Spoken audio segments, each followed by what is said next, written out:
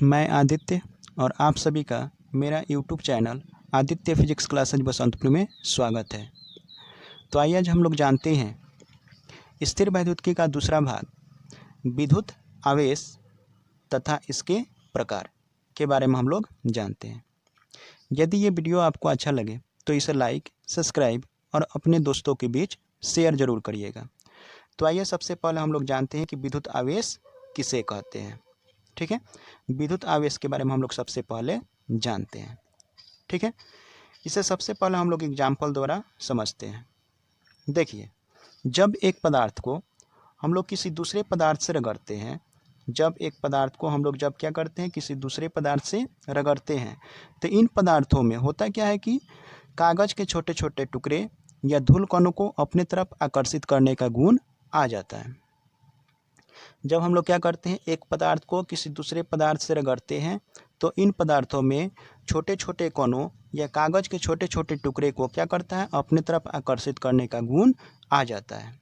ठीक है, जिसके कारण हम लोग कहते हैं क्या कि ये जो पदार्थ है आवेशित हो गया है, विद्युत आवेशित हो गया है।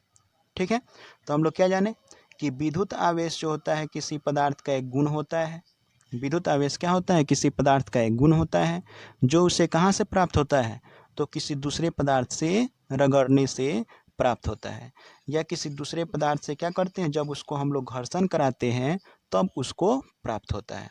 तो हम लोग क्या कहेंगे कि ये जो होता है विद्युत आवेश क्या होता है, ये किसी पदार्थ का वह गुण होता है जो उसे किसी दूसरे पदार्थ से रगड़ने से प्राप्त होता है।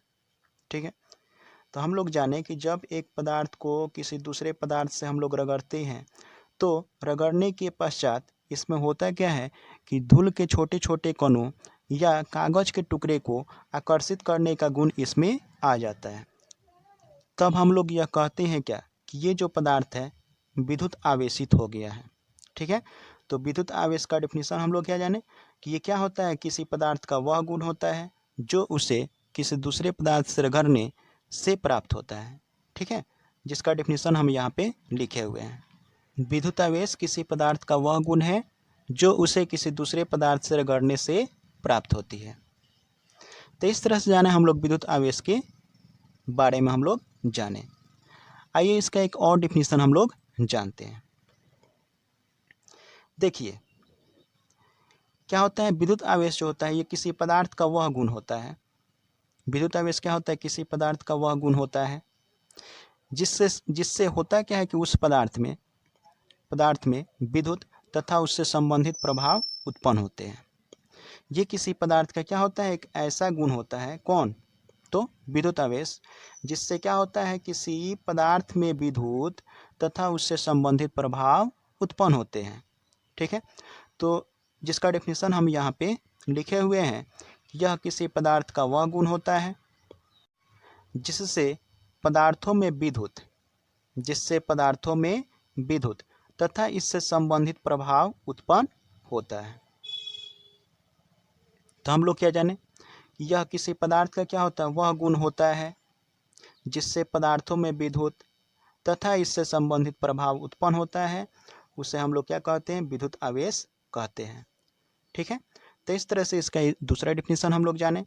अब हम लोग से पूछा जा रहा है कि ये बताइए कि विद्युत आवेश कितने प्रकार के होते हैं।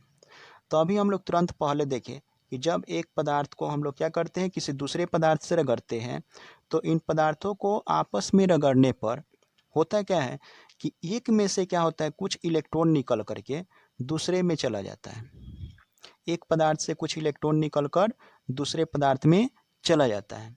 तो जिसमें से इलेक्ट्रॉन निकलता है उसमें इलेक्ट्रॉन की क्या होती है कमी हो जाती है, और जो इलेक्ट्रॉन क्या होता है ग्रहण करती है वह क्या होता है तो उसमें इलेक्ट्रॉनों की अधिकता हो जाती है।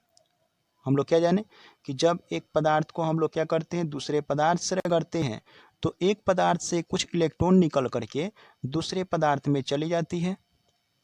तो जिस पदार्थ से इलेक्ट्रॉन निकलती है उसमें इलेक्ट्रॉन की कमी हो जाती है, और जो पदार्थ इसको ग्रहण करता है उसमें क्या होता है इलेक्ट्रॉन की अधिकता हो जाती है, उसमें इलेक्ट्रॉन की अधिकता हो जाती है। तो इस तरह से हम लोग कह सकते हैं क्या कि जो दिया वो दाता हुआ, जो लिया वो ग्राही हुआ। तो लेने वाला क्या होता है, तो ऋण आवेशित कहलाता है, और देने वाले क्या कहलाता है, तो धन आवेशित कहलाता है। ठीक है। तो इसमें हुआ क्या कि एक पदार्थ से कुछ इलेक्ट्रॉन निकलकर जब दूसरे पदार्थ में गया, तो जिसमें गया इलेक्ट्रॉन वो ऋण आवेशित कहलाता है, और जो दिया वो धन आवेशित कहलाता है। ठीक है।